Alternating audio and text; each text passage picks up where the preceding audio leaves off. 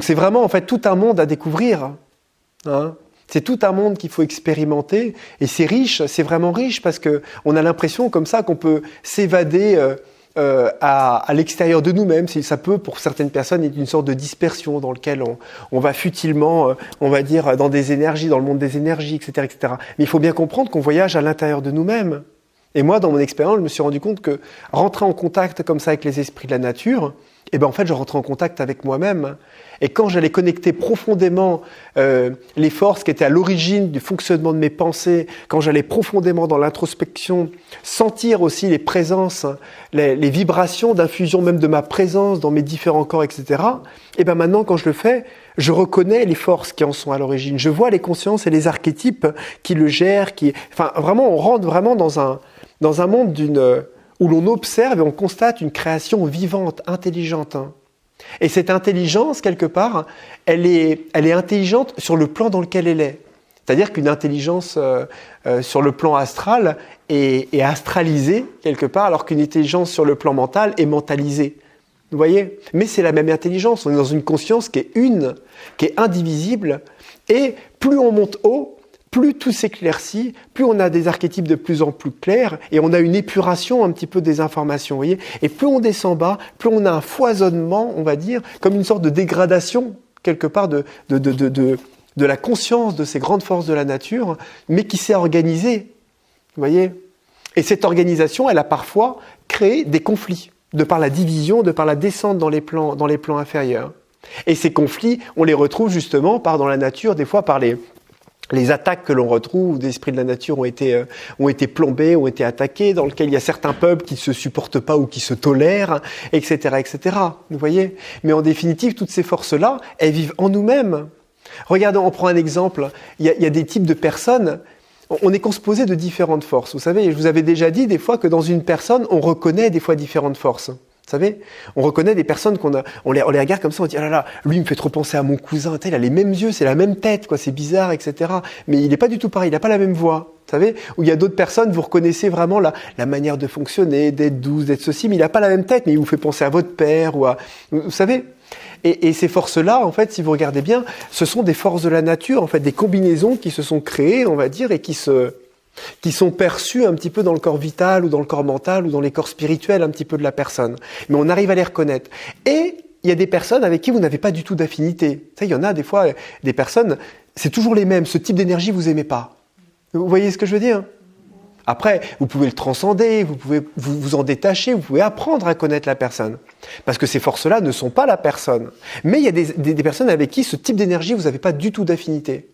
Et bien des fois, c'est pas vous qui n'avez pas d'affinité, c'est les forces avec lesquelles vous êtes constitués qui n'ont pas d'affinité avec ce type de force. Hein ? Certaines connaissances et traditions chamaniques étaient fortes là-dessus. Ils savaient les forces qui n'étaient pas du tout, qui étaient en opposition, celles qui n'étaient pas du tout complémentaires, celles qui l'étaient au contraire.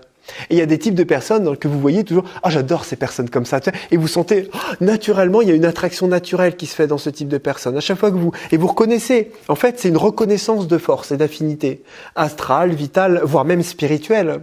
Parce qu'il y a aussi des familles d'âmes, il y a aussi une reconnaissance de force spirituelle. Parce que même au niveau de la constitution de nos corps spirituels, ils sont aussi la combinaison de forces spirituelles, qui ne sont pas nous, qui sont un emprunt aussi au plan spirituel. Vous voyez un petit peu ce que je veux dire ? Hein ? Donc tout ça, c'est vachement riche, parce que quand on apprend à connaître tout ça et on rentre dedans, petit à petit, on se rend compte de toutes les multiples facettes, les multiples personnalités mentales, vitales et autres, qui ne sont pas forcément nous, mais que nous avons assemblées par affinité, qui constituent en fait ce qu'on appelle notre conscience. Hein ? Mais ce qui n'empêche pas d'aller travailler sur le principe, le processus qui nous fait dire notre conscience. Hein, et qui va être aussi ensuite un autre travail qui va nous permettre d'aller plus profondément ensuite découvrir un petit peu mieux notre identification un petit peu à tout ça.